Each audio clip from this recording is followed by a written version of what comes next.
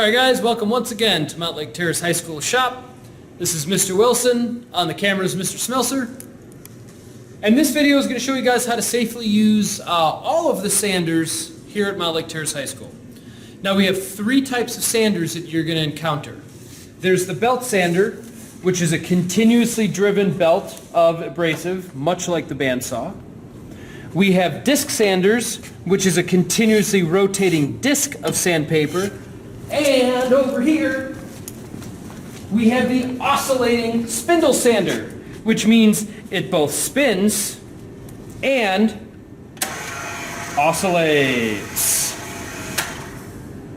All right, I'm going to show you how to pass a test using the disc sander, and then we'll have another video that shows you the anatomy of the tools and some specific situations that you need to be aware of with each tool. He means belt sander, but that's okay. Keep going. Belt sander is what we're going to be doing the test on. So, as always, first step is to make sure I take care of myself. This tool has a surface speed of about 60 miles an hour, so it's sort of like hanging out of a car and using I-5 to sand something. It's important I don't fall out of the car, so my sleeves are up. Any loose hanging things like tassels, ID badges, necklaces, long hair, etc. are tucked away. And as always, safety glasses.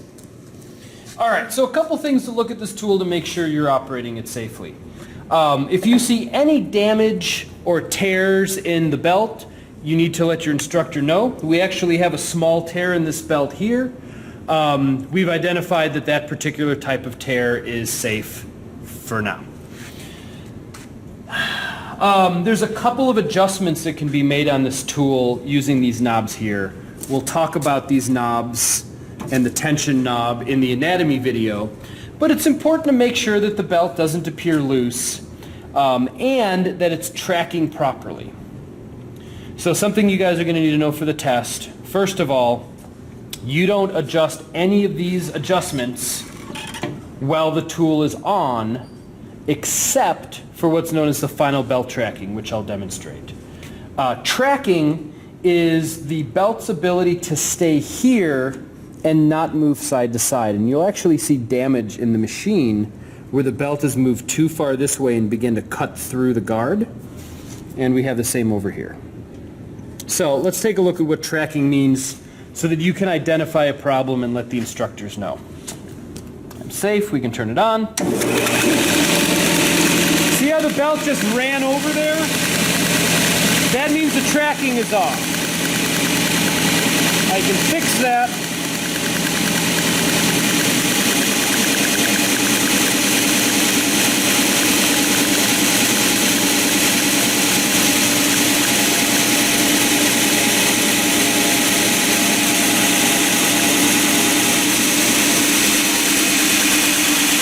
Like so. Excellent. I don't want you guys to ever adjust tracking or tension. If you see something that looks bad on the tool, talk to one of your instructors and let us adjust it for you. Alright, before operating this tool, make sure the tracking is good. You want to make sure that all the guards are in place. We have an edge guard here. We have a top guard here. Those are in good place. Let's take a look at cutting. Oh, I also need to make sure that the table is at least an 1/8 inch away because I don't want to get my finger caught in there. It burns. What do you mean by at least an 1/8 inch? So, if I were to measure the distance from the blade to the wood here, we get about 3/30 seconds. An 1/8 would be there. If I really push on everything, I can open it up that much. So we have a little less than an 1/8 inch. Which is what we want, right? Less than an 1/8 inch. Less than an 1/8 inch. The test question is going to ask about an 1/8 inch. It's an 1/8 inch or less. As long as you understand the concept. Yeah, we actually had a girl get her hand like sucked in there. It was really bad. She graduated now. She's fine. Yeah. She was tired. She knew what she did wrong. All right, let's take a look at how you sand on this. This tool you had to be a little bit patient with when you're sanding. Firm, steady pressure, and you want to move back and forth If I push too hard,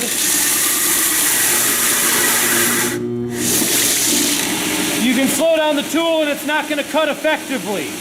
So make sure the tool's at full speed while you're cutting.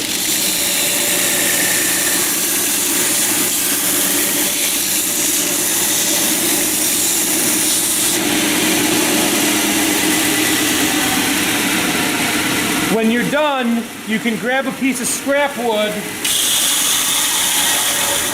and lightly sand it in order to slow the tool down so that you can walk away from it more quickly.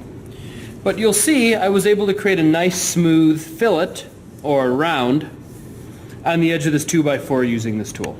It would have been very difficult to cut that shape, so I sanded it. What if I want to do like some really like precise type of sanding? Is the belt sander very good for that? No, this is a very aggressive tool. I removed a lot of material in a short period of time. If you're going to do something more precise, I recommend using a finer sandpaper that's on here and probably just doing it by your hand or using a handheld sanding tool. If you need to do an operation like that, talk to one of your instructors and we'll be able to help you choose the right paper and the right sanding tools. And let's make sure I covered everything important so you guys can be successful with this tool. So this is interesting. If you have to sand something very small, say something this small, please don't sand our air tools, you're going to end up with your fingers very close to that sandpaper.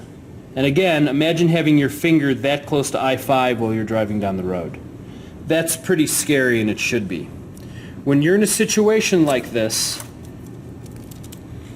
use a pair of pliers or some other tool to hold that in place so that you can sand it and still keep your fingers away from the sandpaper. All right, I'm going to give you guys some details about the disc sander and the spindle sander in another video. When you guys are finished up, make sure that you remove all the dust from the tool. Pick up any scrap wood, put the scrap wood away, put your safety glasses away, and leave the tool in a good condition for the next user. Make sure it's not spinning. And do not walk away from the tool while it's spinning. You guys, thanks again for watching the video. Good luck on the test, and I'll see you in the next video.